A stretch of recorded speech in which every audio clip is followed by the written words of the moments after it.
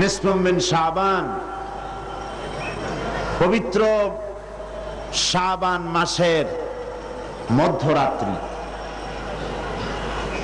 এ রাত্রি সম্পর্কে রাসূল করিম সাল্লাল্লাহু আলাইহি ওয়াসাল্লামের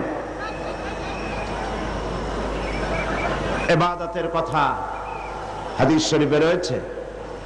হযরত আয়েশা সিদ্দিকা রাদিয়াল্লাহু তাআলা আনহা তিনি বর্ণনা করেছেন, আমি ঘুমের থেকে জেগে রাসূল করিম সাল্লাল্লাহু আলাইহি ওয়াসাল্লামকে আমার কাছে পাইনি।